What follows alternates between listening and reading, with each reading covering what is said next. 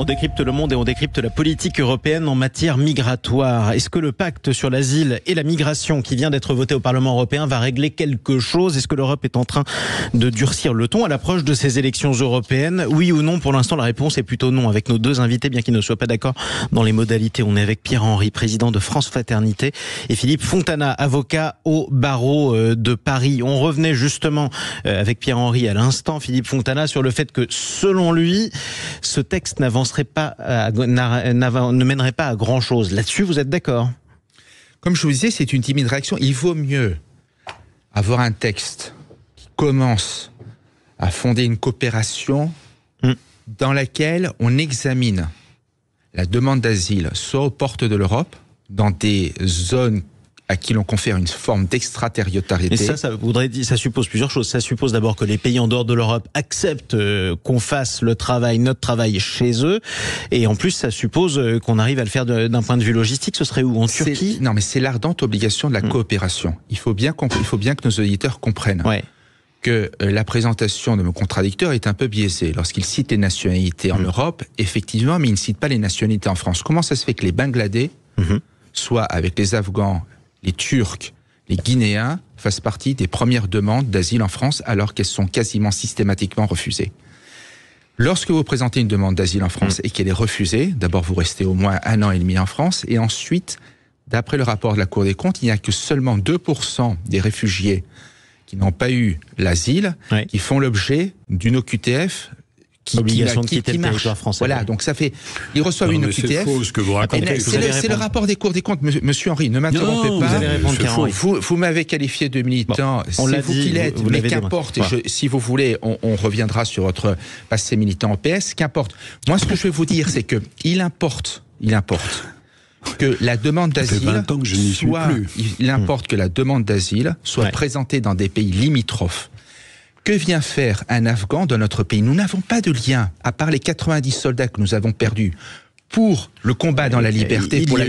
Il y a eu quelques traducteurs de l'armée, et il y a eu quelques traducteurs de l'armée française qui étaient en danger. Vous avez 16 000 Afghans qui ont demandé l'asile en France l'année dernière. Vous avez 35 000 Afghans qui ont la qualité de réfugiés sur notre pays. Donc les Afghans, ils peuvent demander l'asile au Pakistan. Les Vénézuéliens, qui sont les victimes de l'extrême gauche comme en Colombie, peuvent demander l'asile en Amérique du Sud. Vous comprenez, il faut revenir à un autre paradigme de la demande d'asile. Ce que je voulais vous dire aussi, qui est très important, la qualité de demandeur d'asile n'est pas ad vitam aeternam. L'asile, c'est provisoire. Je vous prends le cas de l'Afghanistan. Avant que les talibans reviennent au pouvoir, les demandes des Afghanistan en France, la demande d'asile des Afghans n'était pas systématiquement accueillie. Et même à l'intérieur d'un pays comme la Syrie, vous avez encore des zones, très peu de zones qui sont en guerre, mais comment justifier le fait qu'il y ait près de centaines de milliers de Syriens qui viennent encore en Allemagne? C'est la fin du droit d'asile pour tous, en gros. Je demande que le droit d'asile soit réservé à ceux qui sont vraiment persécutés dans leur pays. Une femme afghane. Oui, mais combien y a-t-il de femmes afghanes qui viennent demander l'asile en France?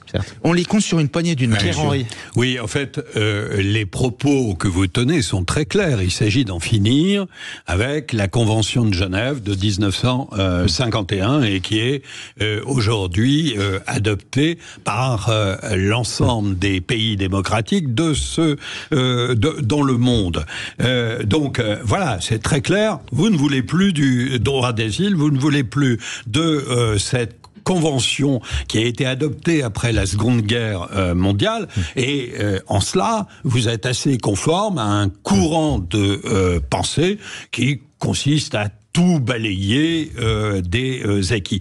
Vous parlez de l'Afghanistan. Bah oui, il se trouve qu'il y a un régime en Afghanistan qui est un régime terroriste.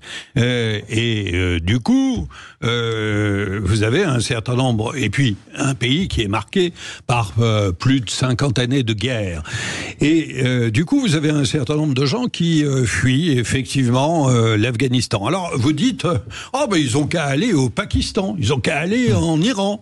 Oui, sauf que la politique de l'Iran et du Pakistan est d'expulser les Afghans.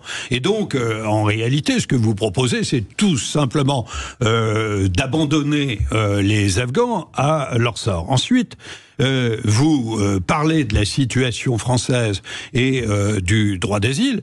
Alors, je vous rappelle que en France, en 2023, c'est d'abord les Afghans qui ont effectivement demandé l'asile, les Turcs, les Ivoiriens, les Somaliens et les gens en provenance de la RDC. La République démocratique du Congo. La République démocratique du Congo. Pays en guerre.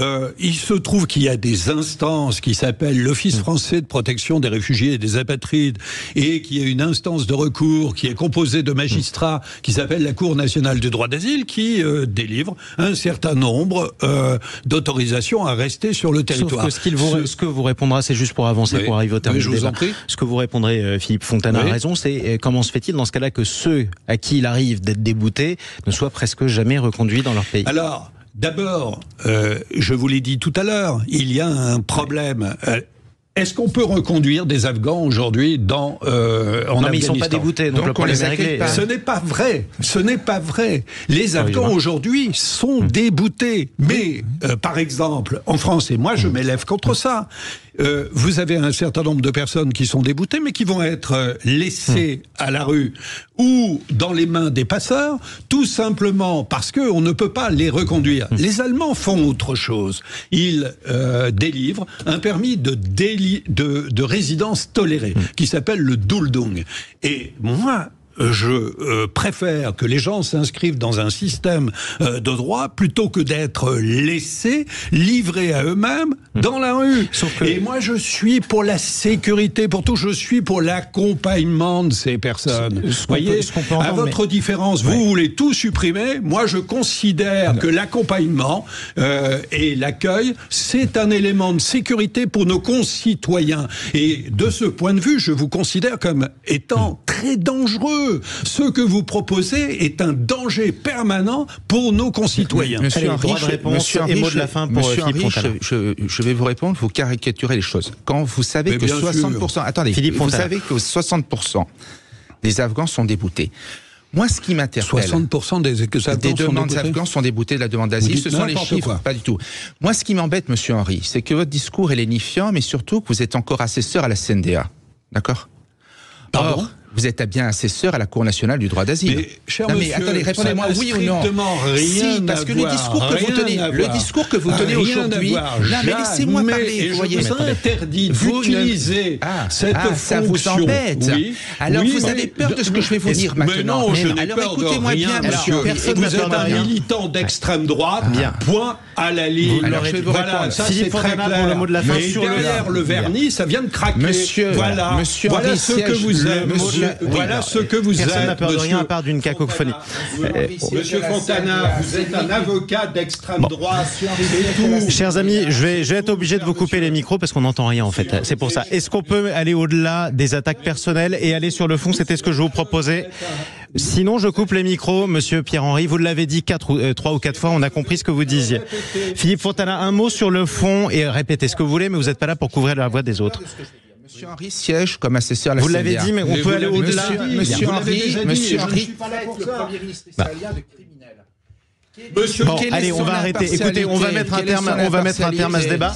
Quelle est votre impartialité? Toutes nos excuses à ceux qui nous écoutent. Toutes nos excuses à ceux qui nous écoutent sur Sud Radio et qui espéraient avoir un débat un peu constructif. On pensait qu'on arriverait à l'avoir. C'est aussi sans doute notre faute. On n'a pas réussi. Quoi qu'il en soit, on reparlera de ce débat de manière un petit peu plus calme une prochaine fois. Navré. On se retrouve dans un instant, juste après les informations. À tout de suite.